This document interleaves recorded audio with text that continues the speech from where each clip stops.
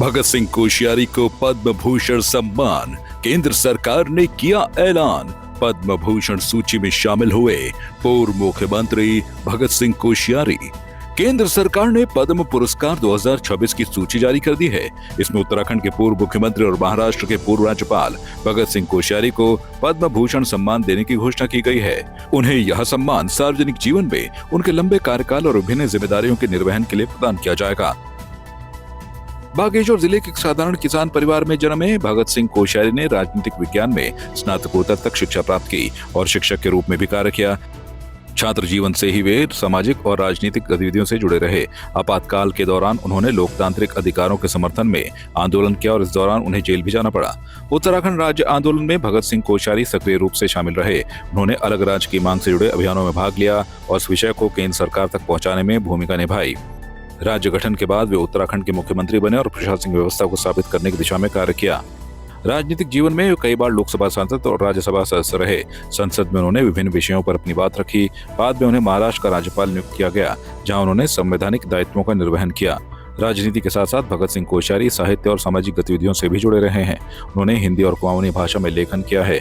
उनकी रचनाओं में पहाड़ की संस्कृति और सामाजिक विषयों का उल्लेख मिलता है।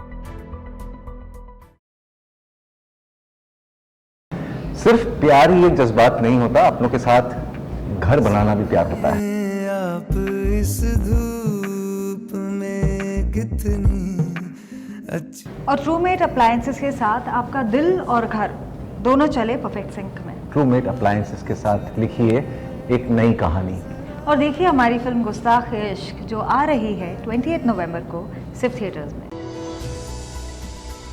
77वें गणतंत्र दिवस के मौके पर मुख्यमंत्री पुष्कर सिंह धामी ने देहरादून स्थित अपने आवासीय परिसर में राष्ट्रीय ध्वज फहराया और प्रदेशवासियों को शुभकामनाएं दी। इस मौके पर उन्होंने सभी को संविधान की शपथ भी दिलाई और देश की एकता, अखंडता व लोकतांत्रिक मूल्यों के प्रति निष्ठा व्यक्त करने का आह्वान किया। मुख्यमंत्री ने कहा कि प्रधानमंत्री नरेंद्र मोदी के नेतृत्व में देश तेजी से विकास की ओर अग्रसर है।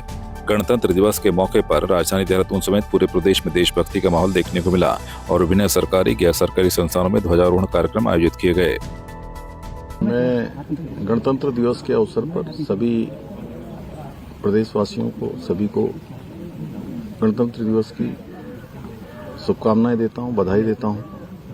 और इस अवसर पर ये हमारा देश का उत्सव है। इस अवसर पर मैं देश के बलिदानियों को, स्वतंत्रता संग्राम सेनानियों को, देश के हमारे वीर बलिदानी सैनिकों को अपनी भावभीनी श्रद्धांजलि भी अर्पित करता हूं, उनका स्मरण करता हूं, जिनके कारण से हमारा गणतंत्र और मजबूत हुआ है।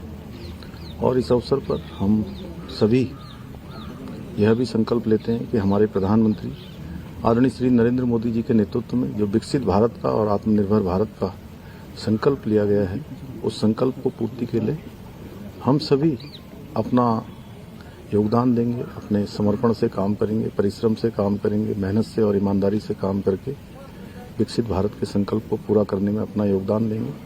और उत्तराखंड के अंदर हमारे प्रधानमंत्री जी ने बाबा केदार के धाम से कहा था कि 21वीं सदी का ये तीसरा दशक उत्तराखंड का होगा। उसको बनाने के लिए हम लोग पूरे संकल्प के साथ आगे बढ़ेंगे, उसको धरातल पर उतारेंगे। मैं इस अवसर पर सभी को अपनी शुभकामनाएं देता हूं। सिर्फ प्यार ही एक जज्बात नहीं होता, अपनों के साथ घर बनाना भी प्यार होता है। आप इस धूप में कितनी अच्छी। और ट्रूमेट अप्लायंसेस के साथ आपका दिल और घर दोनों चले परफेक्ट सिंक में। ट्रूमेट अप्लायंसेस के साथ लिखिए एक नई कहानी और देखिए हमारी फिल्म गुस्ताख-ए-इश्क जो आ रही है 28 नवंबर को सिर्फ थिएटर्स में। आपकी इस पर क्या राय है, हमें कमेंट कर जरूर बताएं। इसके साथ ही आप हमारे YouTube चैनल को सब्सक्राइब कीजिए। आप हमें Facebook, Instagram, Twitter पर फॉलो भी कर सकते हैं और संवाद 365 के साथ एक क्लिक में जुड़ने के लिए डाउनलोड कीजिए संवाद 365 ऐप।